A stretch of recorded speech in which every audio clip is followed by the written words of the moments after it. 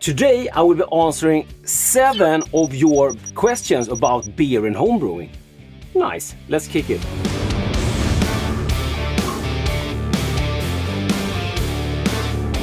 I'm Dr. Hans, this is Dr. Hans Brewery, my channel about beer and homebrewing. Magic Mind reached out and asked me if I wanted to do their 7-day challenge, and I hesitated for a bit because I didn't really know how to fit this into my content here on the channel. But then it hit me.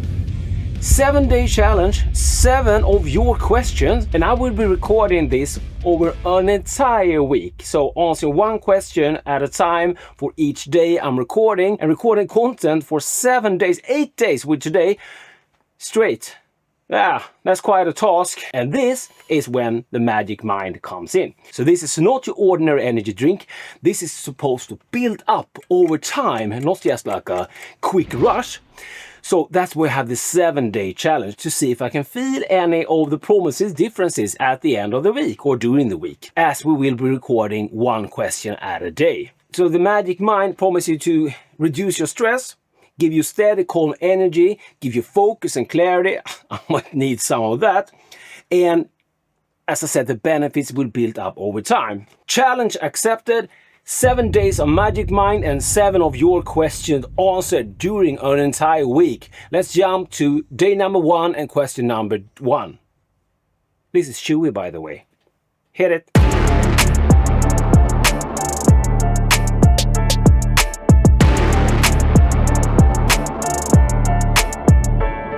Day 1 of the 7-day challenge. I had my first bottle of Magic Mind this morning alongside with a cup of coffee. I thought that maybe on the last day here at the evening we could have also a taste test of the Magic Mind bottle. But let's get on with the first question. This comes from Steve, a proud member of the Dr. Hans Brew Crew. So this comes from Patreon. Steve Leip, why does the head of my beer not last? Well, Steve, that's a great question. It's gonna get complicated really fast, but let's try to simplify these things here in this video. And if you want to get me more into head retention and good head, because everyone loves good head, please buy the t-shirt. I can do dedicated video or dedicated blog post. Let me know down in the comments. Malt protein is good for head and head retention. So barley has good protein and wheat is even better. Oats, I heard some people say it's good, but not in my book. Oat is a head killer and it might give you great mouthfeel and body, but not good for head retention at all. Also some adjuncts, if they contain oils that might be bad, could be like chocolate or something you're adding to your beer that could really ruin the head. One main key for good head and good head retention is carbonation. Look at Hefeweizen, a German wheat beer with massive carbonation. It's a great head and the head just keeps on building. So maybe you just need to carbonate your beer a little bit more. ABV is another factor that really destroys head retention. And also if you start like stacking factors on top of each other, let's say you're doing a breakfast stout high in ABV, you're using oats, and also you might add some chocolate to it. That's game over for head retention. Keeping your glass clean and so you don't have an oil and stuff in that is also of course important. But I heard people say that you should not wash your glass with dish soap. Don't be afraid of doing that. Just rinse it. And another factor for head retention would be pH. Too low pH, like in a sour for example. Sours don't carry any head. So that's another factor. And also hops. And now we can stack things together also. Hops is good in the boil for head retention and head, but not if you're dry hopping too much. That's why you might see in a hazy New England IPA, higher in ABV, might contain oats and a big dose of dry hopping. That could be really head killer also. And another fun fact, I brewed a no boil. I can link to down below to that video. The head on that was sick, it was like a meringue. It would never die on me. The beer had a little bit of DMS, if I remember correctly. But that also got me started thinking of, I have been promoting not doing this massive rolling boil because you are wasting energy, you are scorching your worts, you're getting darker wort, more Maillard reaction, and also you don't need the massive rolling boil to dry off DMS. You just need to like simmer it. And yeah, maybe being gentle when boiling a wort could help your head retention. Let me know your thoughts about that. It was just something that got into this wicked mind of mine. Let's move on to tomorrow and day number 2.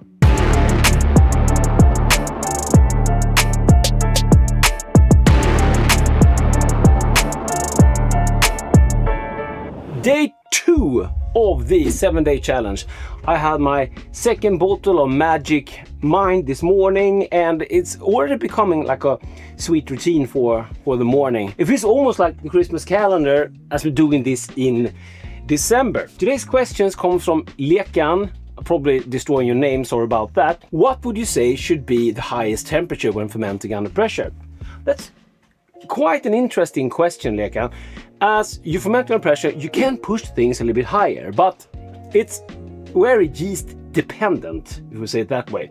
Some yeast you can push very far, but still there is like a limit. A few examples for you and some like guidance tips to get you started. I have fermented lagers at 25C, and yeah, the doctor will convert it also into birch and stones. Then I started at 25C and then I ramped up during fermentation, and we will come back to ramping on another challenge question here a little bit longer into this video. So I started 25C and then I ramped up during fermentation, ended up like 30, and that was fermented with BF27, and I did that with both under pressure and without pressure, and I can link down to the video, but spoiler alert, those beers came out excellent. A few years earlier I did the same experiment with BF16. That yeast is super clean, so I fermented it way hotter than you're supposed to do. And that beer suffered from some off flavors from stressed yeast for me over pushing it. Will not be the same for every strain. You have to try it. I have tasted beer fermented with Bella Saison, which came out super clean at 27C. I have fermented with Kveik yeast at 42C. I wouldn't say it's clean because it's Kveik yeast, but I didn't get really an off flavors from it. That wasn't even under pressure. I can link to that video also. But if you start pushing that even further, say 50C, you would probably like kill the yeast. It also depends a little bit on the strain also, but somewhere around that ballpark. Kveik is a hero, but it's always limits. When you start with a new yeast that you haven't tried before, start with the highest recommendation from the manufacturer to start with, and then you can ramp that temperature up during fermentation. We will come back to ramping, as I said. And if that turns out good, which it probably will because you're fermenting under pressure, next time try it a few degrees higher. There's also one big question we need to answer ourselves. As we are fermenting under pressure, we are fermenting hotter, we can ferment hotter. That means that fermentation time will speed up. And even a lager you can turn around in a week. So maybe we have to answer this question to ourselves. How much do we really need to push it? If you're not doing stupid experiments like me for video, isn't a week okay, including cold crash? If not, push it and try to push to the limits. I hope that answers your question. Otherwise, comment down below. For the Magic Mind part of this video, which we will evaluate in the end, I have a second opinion on that. So I'm sharing 7 bottles with a test patient to also do the 7-day challenge. So it's not just me. Day number 3.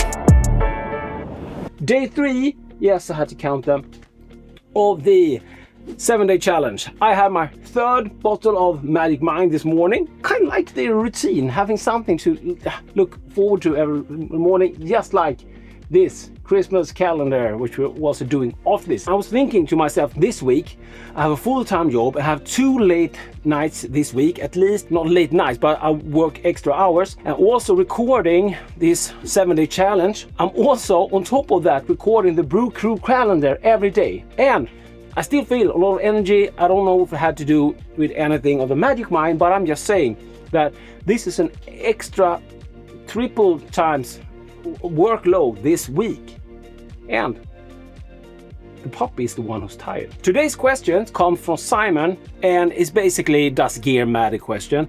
What's the difference if I make the same LME or DME kit using all the fancy gear in your arsenal versus using the simplest homebrew stuff, just a bucket in the corner of the room? How big is the difference? Great question, and that does not have to do with LME or DME or all grain, has to do with brewing. I have pressurized fermentation, temperature control. I used oxygen and really try to take control over so much as possible, but sometimes it's also cool to just go back to the roots, figure out what got us into this simple stuff, DIY stuff. But the main thing here is consistency. Fermentation is not only just science and numbers, it's also magic. Maybe not magic, but it has its own life. And 2 beers brewed, one with all my fancy gear and one with just a bucket in the corner, could be as good, but probably not in the long run, because sometimes like fermentation rushes, you have temperature swings that can affect the yeast. I would say the big difference is consistency, and it's really like fun to take control, but sometimes just simple. I'm brewing in the Agula now, I'm just simplifying it. This time, last time I took as much control as possible. Now I'm just winging it. Like dialing on the front screen here. Great question again, but my answer would be the big thing is consistency. And also the fancy gear, we're getting into much more low oxygen. It's much better if you add a lot of hops and other stuff like that. But consistency and of course complicity in keeping oxygen out, that means better beer. Don't have to bottle condition, which can make really bad beer fast. Also can make good beer, but it doesn't mean that each batch has to be better. Probably more of them. Fill in your thoughts and comments, and if you have any more questions. And now we jump over to day. Do you have anything? No. To day number 4.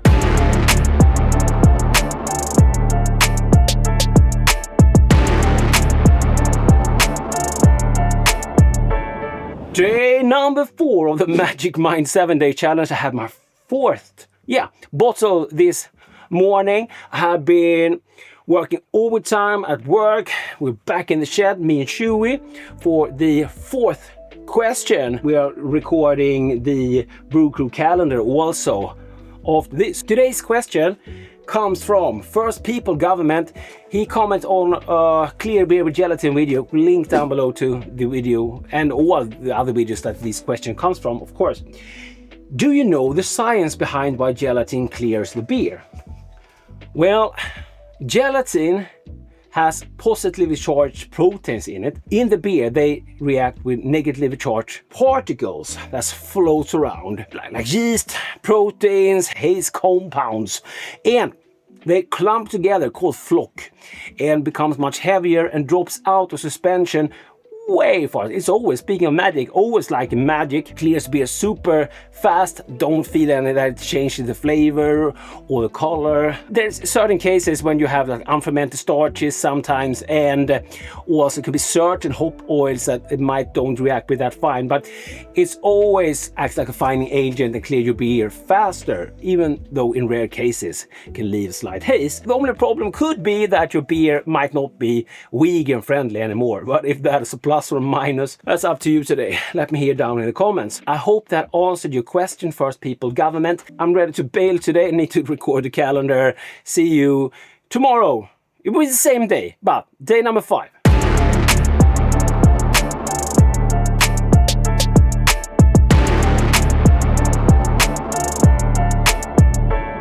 Day number 5 of the Magic Mind 7-day challenge. I had my 5th bottle of Magic Mind this morning, and I still feel pumped to go on recording, working the entire week. Today's questions come from AM to PM reviews, and this is from a cold mashing video I did about cold mashing. And this is from a video I did about cold mashing. Can you simply steep in cold water and amylase for sugar extraction without heat hurting the flavor? It's an interesting question, and the simple answer would be no. The whole video is about extracting flavor and color from dark roasted grains without getting like bitterness or harshness even. If you hot mashing dark grains for too long, you will get a harsh bitter beer which will take quite some time to mellow out. There, cold mashing is another tool in the brewer's brewing belt, tool belt. Even if you would add amylase enzyme, which I think you are talking about, amylase enzyme is the responsible enzyme for converting starches into sugar in your wort. But even if you were to add them, they need heat. So basically they work best around 60 to 72 degrees Celsius. If you're doing a cold mashing of base malt, you won't get that starch to sugar conversion. It means you will end up with a really thin wort and you will probably be making non-alcoholic beer, to be frank. But speaking of enzymes, there are enzymes that you can use on the cold side, but that's for converting sugars, for more complex sugars into more easily fermented sugars. To make a really dry beer, you would use that, for example, like if you want to brew a brut IPA. A great question. Thank you for commenting. And you have 2 days left of the challenge, and then we will do a full wrap up.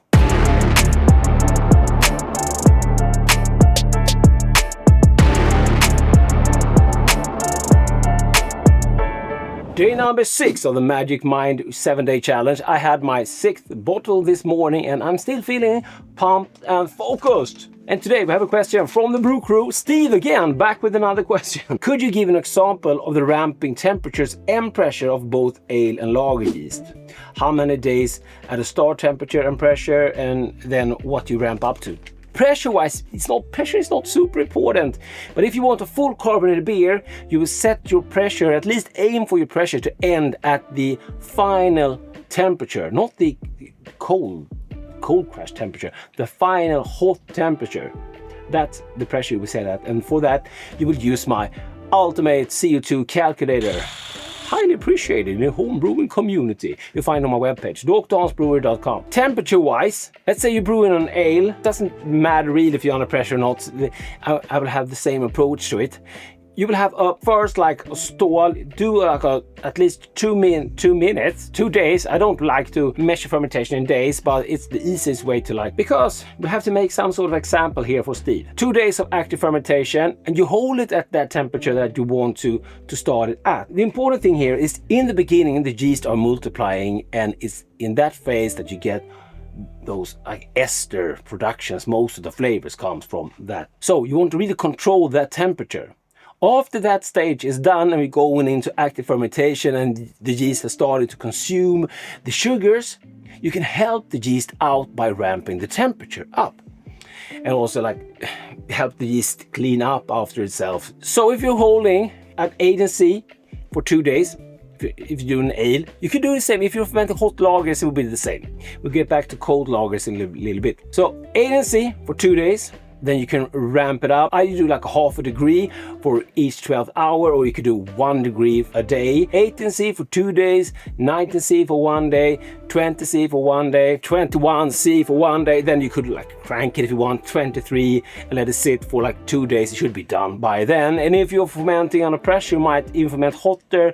Then you could be even a little more aggressive, so you might end up 25°C or even hotter. If you're doing a lager, things will happen much slower. So I would have the first hold period for double that, so say 4 days of active fermentation, and then you can slowly start to ramp that up also. And if you think you will end your lagers at 18°C, that is the temperature you will put into the ultimate CO2 calculator to get the pressure if you want fully carbonated beer. Say you fermented at 15°C for 4 days, then you might go up to 16°C for maybe 2 days, 17 for maybe 2 days, and 18, and you might hold that for even 4 days period, so everything is finished off. You could say that 15°C, as I did in this example, is quite hot. Some ferment at 12°C, some lager yeast work 10°C or even below. The colder, the longer the process, and it's much more critical in the first period, then you can crank it. I hope that answered Steve's question. Comment down below if you have any questions. I'm getting stoked for last day of the challenge we will evaluate, and I also have second opinion of the Magic Mind. Yes, and the last question.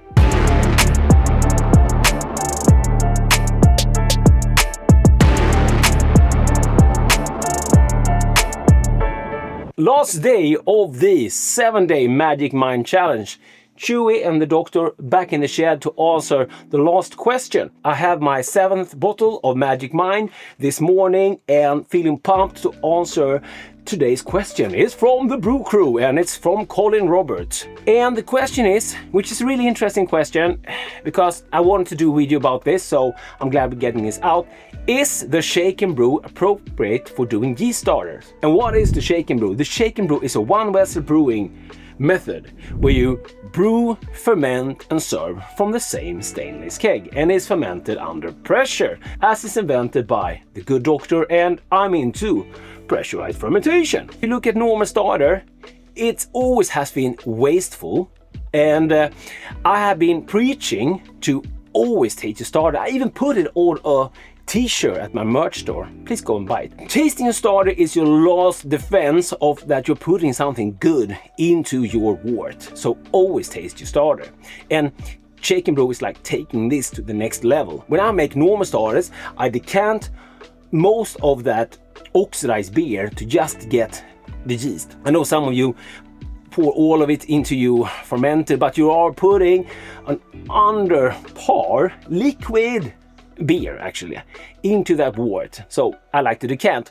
But if you're making lagers and you're fermenting it cold, if you're not fermenting hot under pressure, you should get into pressurized fermentation. But if you're fermenting lagers cold, it means that you need to pick up big starters. It's just a waste decanting it down the drain. So instead of making starters, literally pouring out money or pitching all of that oxidized beer into your all grain batch you spent the entire day of making, do a Shake N Brew. You will end up with good beer to drink and also have a built-up yeast starter for your bigger batch. Of course, it takes a little bit longer because you need to finish the beer, right? But you could move that beer over to another vessel or bottle it. Give it a go. Thank you, Colin, for a really good question. If you're new to the Shake N Brew, I have a whole playlist linked down below. Now, let's move over to the evaluation of the Magic Mind, the taste test, and the second opinion after the 7-day challenge.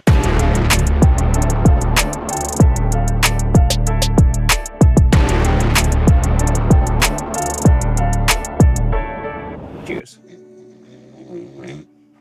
I really enjoy it. It doesn't feel like there's a juice or sugary thing. It feels like you're drinking something healthy, and maybe it's also because it's green. I'm thinking like melony. Is that a word? Melon taste to it. It has a nice acidity to it. Something you can like sip on or just sink like a shot. Cheers. I really enjoy having this like a morning routine, and it's gonna be nice to keep on having it because I have quite a few bottles left, but I don't have to stick a camera to my fresh out of morning face every morning. I can't say that I feel like a new man. This week has been really intense with a full-time job, recording at the morning, recording these episodes every day, and on top of that we're also in the middle of recording the Brew Crew calendar, and don't forget about my 2 puppies. So it has been an intense week, but I felt energized the entire week. But is it to do with the Magic Mind? I'm not sure, but I do have a second opinion.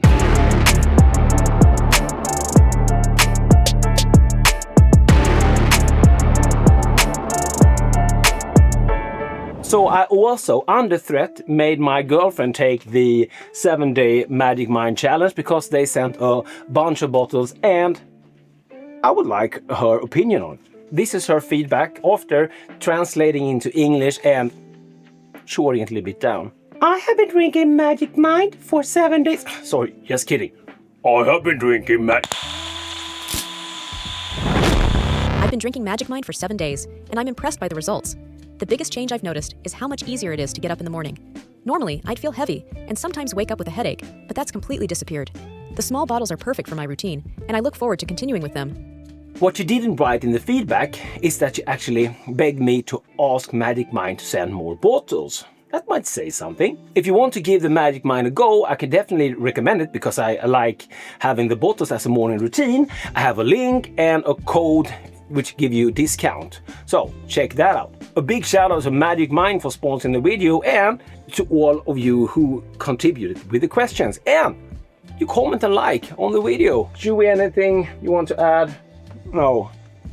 So check out the Shake and Brew playlist, and I guess I'll see you in the next one. Of course, big shout out to the Brew crew.